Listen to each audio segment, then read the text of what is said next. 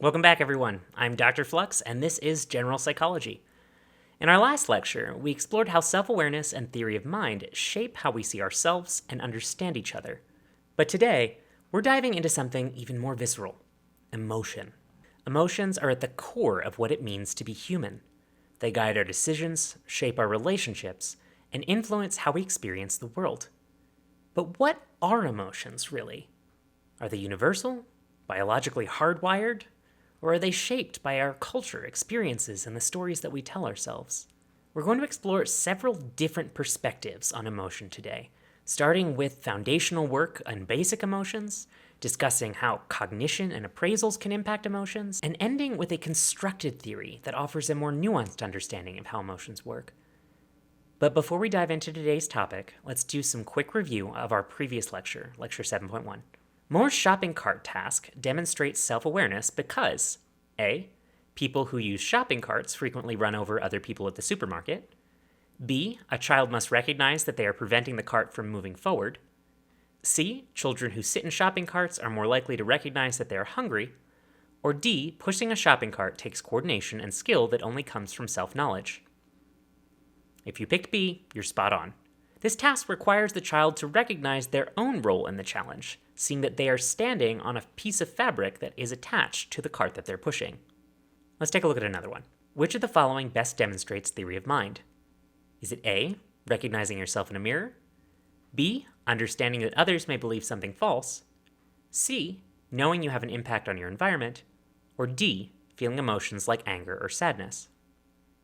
The correct answer here is B. Recognizing that someone may believe something that you yourself know to be false demonstrates an understanding that people can have different beliefs than you. Here's how today's lecture is going to flow. We'll start out by exploring the complexities that are involved in even just defining what emotions are. We'll explore Paul Ekman's work on basic emotions and the universality of facial expressions. But we won't stop there. We'll take a look at cognitive appraisal theories of emotion, including Schechter and Singer's two-factor theory and Klaus Scherer's component process model. We'll conclude by diving into constructed emotion theory as developed by Lisa Feldman Barrett. This challenges the idea that emotions are hardwired and universal. It's one of the most mind-bending modern conceptualizations of emotion, but it's inspired by our modern understanding of neuroscience. Finally, we'll tie it all together by discussing how these different models can complement each other as we conclude and do a bit of review. Let's get this started with a foundational question. What are emotions? Psychologists Beverly Fair and James A. Russell put it best when they said everyone knows what an emotion is until they're asked to define it in their 1984 paper on prototypical emotions. Emotions are part of a strange collection of concepts that we often take for granted. Consciousness, reality, emotions. These are all things we seem to know deep down until we try to pin them down. So why is it so hard to define emotions? Before we attempt to simplify this, let's reflect. How would you define emotions? This task is far more challenging than we'd assume. What makes up an emotion? What components do you think are most important to a unified definition? Most researchers have come up with a basic underlying structure to what emotions are, and we'll be using that to guide our explanations in this lecture. Emotions are complex responses that involve three components: your physiological experience, which includes your body's reaction, like a racing heart when you're nervous or sweaty palms when you're scared; your subjective experience, how you interpret what you're feeling. Is that racing heart because you're excited or because you're afraid? And then behavioral expression, the outward signs of an emotion, like a smile, a frown, or tension in your body when you're stressed. But how do emotions form? Are they universal, biologically hardwired reactions?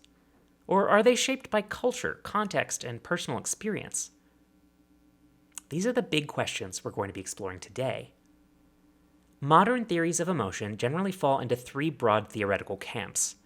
Each of these camps is made up of many different researchers, but have been driven by a few key players in the field. We'll first be taking a look at basic emotion theory, which is the domain of researcher Paul Ekman. Then we'll take a look at a few cognitive appraisal theories, the most influential of which has been the component process model developed by Klaus Scherer. Finally, we'll be taking a look at a more recent theoretical framework, constructed emotion theory, which has been pioneered by researcher Lisa Feldman Barrett. So let's dive into the work of Paul Ekman, one of the most influential figures in emotion research. His theory of basic emotions has shaped how psychologists understand emotional expression for decades. Ekman's work focuses on the idea that certain emotions are universal, hardwired into our biology and expressed the same way across all human cultures. Ekman's research was the foundation for a film that you may have heard of, Disney Pixar's Inside Out. This film personified some of the basic emotions on Ekman's list and dramatized the ideas behind this theoretical framework. Ekman's research identified 6 basic emotions that are recognized across human cultures. It includes happiness, sadness, anger, fear, disgust, and surprise. Each of these emotions is associated with universal facial expressions. Whether you're in New York City, a remote village in Papua New Guinea, or anywhere in between, people can recognize these expressions just by looking at someone's face. To test this theory, Ekman conducted a series of cross-cultural experiments in the 1960s and 1970s. He showed photographs of people displaying different facial expressions to participants from around the world, including members of isolated tribes in Papua New Guinea who had little to no contact with Western culture at the time. The results? People from all of these cultures were able to accurately identify the 6 basic emotions just by looking at facial expressions. This supported the idea that these emotions are biologically hardwired and universal, rather than learned through culture. Ekman's research expanded beyond these basic emotions, however. Its implications cover several larger ideas. One of these ideas is that there are other emotions that emerge, but that they're reliant on theory of mind to develop, so they appear later and aren't identified as basic. These so-called social and moral emotions, like guilt, embarrassment, and pride, depend on context. Unlike basic emotions, they require an understanding of self and others, forming the foundation of our moral and social interactions. This distinction matters. Basic emotions, through Ekman's model, come from deep evolutionary roots, while social emotions evolve with culture. Ekman's research also brings up an interesting question when it comes to facial expressions. Can changing your face change your feelings? The facial feedback hypothesis suggests that it can. A famous study had participants hold a pen between their teeth, forcing a smile, or between their lips, suppressing one. The result? Those who smiled found cartoons funnier. Our expressions don't just reflect our emotions, they can shape them to a certain degree. But not all expressions are universal in practice. Cultural display rules govern when and how we should show emotion. In collectivist cultures, emotions are often subdued in group settings to maintain harmony. In contrast, individualist cultures encourage more overt emotional expression. The face doesn't just speak a language of emotion, it can speak it in dialects that are shaped by culture.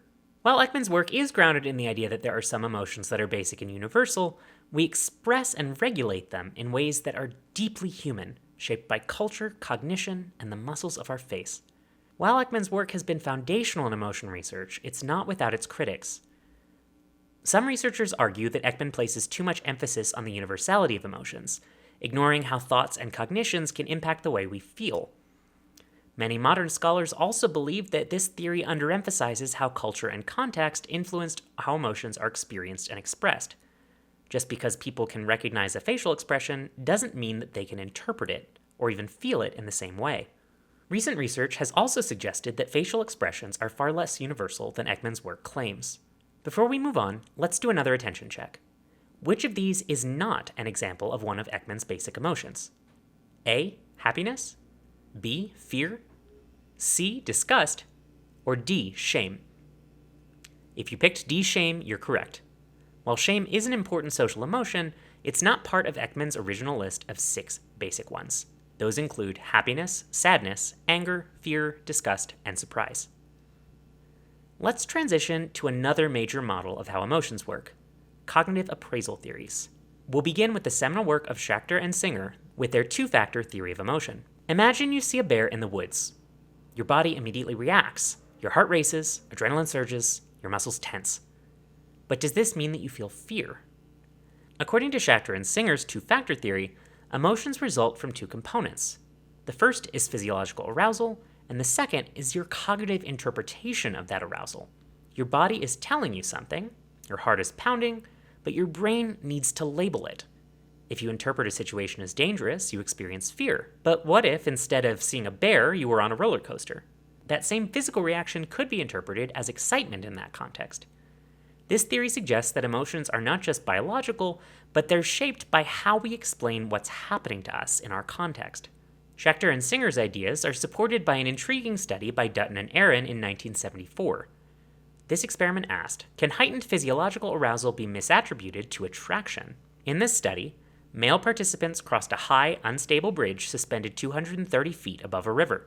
Half of these participants were approached by a research assistant while still on the bridge, while the other half were approached after they crossed to solid ground. Here's where it gets interesting. The research assistant was either an attractive woman or an average-looking man. After asking the men to complete a short survey, the assistant gave them a phone number in case they had follow-up questions. The results were striking. 40% of the men approached by the attractive woman on the bridge called her later, but only 9% of those who were approached after crossing the bridge called back. For those who were approached by the average-looking male assistant, those numbers were even lower, just 9% and 5% respectively. So what happened here?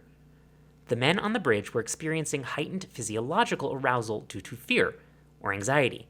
Their heart rate was up, their adrenaline was flowing because they were on a shaky bridge. But their brains misattributed that arousal to attraction rather than fear. This supports the idea that we don't just feel emotions, we interpret them based on our context. These ideas were expanded on and codified by the researcher Klaus Scherrer in component process theory. This model suggests that emotions unfold through a series of appraisals rather than being instant reactions. This process happens in 5 stages. The first is a relevance appraisal. Is this event important to me? The second is an implication appraisal. What caused this, and how does it impact my goals? The third is a coping potential appraisal. Can I handle this situation? The fourth step is a normative significance appraisal. Does this fit within my values or social norms? And the fifth and final step is an action preparation appraisal. How should I respond? Let's apply this to our earlier bear example. You first assess whether the bear is relevant, and you find out that yes, it's a threat. Then you consider its implications. Is the bear likely to attack? Next, you evaluate your coping potential. Do you have an escape route? How will you handle this situation? You then check in if your response fits with your own values and expectations. Maybe you see yourself more as a fighter, and it would be congruent for you to stay and attack the bear, but this is probably less effective than running away or playing dead. Finally, you move into action preparation, deciding on what to do next. This model suggests that emotions aren't just immediate reactions, but a dynamic process involving cognitive evaluation. While these theories provide valuable insights, they are not without criticism. Some researchers say that they include an overemphasis on cognition. These models assume that we are always consciously assessing situations before feeling emotions. However, emotions can often be immediate and automatic and not related to our cognitive appraisals. The particular sequence of appraisals in component process theory isn't always that clear. Real-life emotional responses may not follow such a strict order. Sometimes we react first and think later. Also, these models often downplay cultural differences.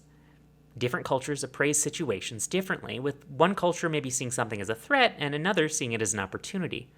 Finally, many researchers feel that bodily sensations matter as well. The role of physiological responses isn't fully integrated into these models. While cognitive appraisal is important, emotions often emerge before we consciously interpret them. We feel them first. Let's do another attention check. In Dutton and Aaron's 1976 study, participants attributed their arousal to A. Attraction, B. Fear, C. The fight or flight response, or D. They were not anxious. If you chose A. Attraction, you've got it. The participants assumed that the arousal they were experiencing, most likely caused by being on a wobbly bridge, was actually an indication of attraction to a pretty research assistant. So we've covered Paul Ekman's foundational work on basic emotions, and we explored how maybe there's a bit more to this by looking at the potential role of cognitive appraisal. But what if emotions aren't universal and don't follow a set pattern of appraisals? What if emotions aren't something we're born with, but something that we create? Enter Lisa Feldman Barrett and her groundbreaking constructed emotion theory. This theory challenges the idea that emotions are the same across all humans and instead argues that emotions are constructed, shaped by our culture, personal experiences, and social context. In this view, emotions are like a culturally specific set of instructions that allow us to dynamically address our needs based off of our social existence. According to constructed emotion theory, emotions aren't like preset programs in your brain. Instead, they're constructed from a combination of biological signals, things like a racing heart, sweaty palms, or butterflies in your stomach, personal experiences, for example, whether you felt similar in situations before, as well as social and cultural context. This is the environment you're in and the cultural meanings assigned to certain feelings and situations. Your brain takes all these pieces and uses conceptual knowledge to interpret what's happening and label it as an emotion. In this way, emotions aren't just reactions, they're predictions and interpretations. But what are some of the foundational biological signals that are used to construct emotions in this model? The big one is a system called affect. Affect is the most basic, pre-emotional state of feeling, and it has two key dimensions. First is valence, how pleasant or unpleasant something feels. Positive valence includes things like happiness, contentment, or love, whereas negative valence emotions include sadness, fear, and disgust. The second piece is arousal, how energized or calm you feel. High arousal emotions include excitement and rage. Low arousal emotions include relaxation, boredom, and depression. Every emotional experience you have can be mapped somewhere on this two-dimensional grid made up of arousal and valence. A racing heart could mean excitement or fear, depending on the context, and whether you're feeling positively or negatively. A low energy state could be a feeling of peace, or it could be boredom or depression, depending on the situation. The implications of this are that emotions are not fixed. They are flexible, constructed experiences that arise from how our brain interprets affect information within us at any given moment. This challenges the idea that emotions are hardwired. Instead, it suggests that they're dynamic, changing, and deeply influenced by the world around us. If emotions are constructed, that means they're not universal, that they can vary wildly across cultures, individuals, and even different situations. It also means that emotions are learned over time. We learn how to interpret physical sensations and label them as specific emotions based on our experiences and social interactions. So instead of thinking of emotions as something we feel, Barrett's theory suggests that emotions are something we construct.